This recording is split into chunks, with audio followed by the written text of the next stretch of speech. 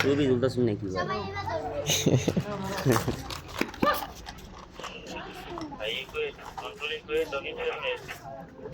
এই যে বুড়ি তোমারও বাসটা আছে তুললে তো সব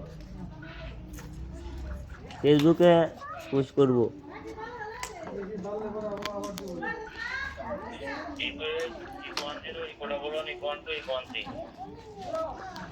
যা 70 টাকা